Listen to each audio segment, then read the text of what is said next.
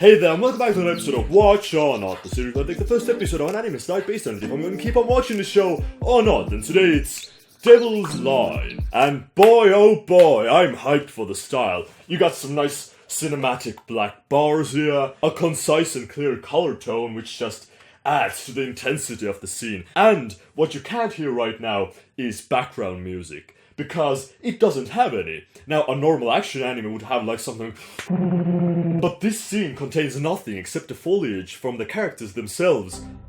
And that's all, altogether creating a very unique intro to the whole show. I'm just really hoping that this isn't the kind of anime where the intro doesn't represent the show at all. Except that it is. First of all, the characters themselves, the face animations are horrible, in my opinion. Just look at this, simplistic. What the hell kind of an emotion even is this? You're looking at the news on your phone. And it feels like they're going back to the old style of characters with very big eyes.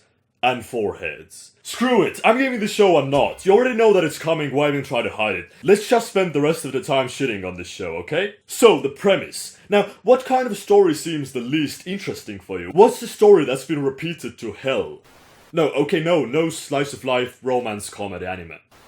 No video game fuck it, okay, vampire anime. It's a vampire show, but these clever bastards disguise the name vampire under the name devil, so they're calling vampires devils, but not really because they're referring to vampires as vampires, it's just only at the end where they say that, oh, it's a vampire, but we just refer to them as devils. What kind of sense does that make? They don't do anything new or interesting with the premise of vampires, except for calling them devils instead of...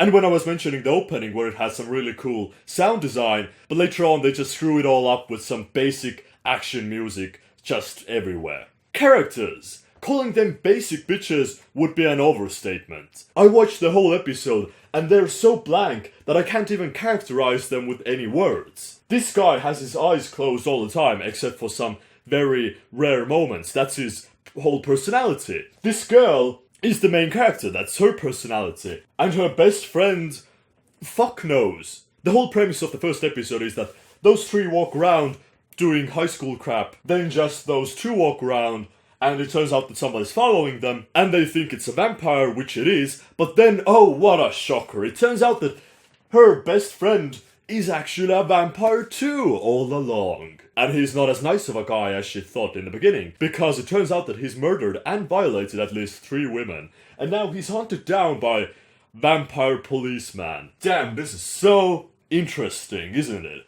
And we even get a twist ending by having her smudged some blood on her cheek or something. Now this vampire gets pretty horny as well, and yeah, it gets really spicy at the end. Also, not like it was super obvious already, but in the ending it also spoils the fact that those two are gonna end together, and makes some sweet, sweet love. Even though they just met right now, and one of her best friends was put in prison because of him, and also she's kinda getting violated. I mean, Stockholm Syndrome is one hell of a thing. But anyways, thank you guys for watching. Please leave a like, subscribe if you haven't yet, and I'll see you some other day when I'm watching another anime.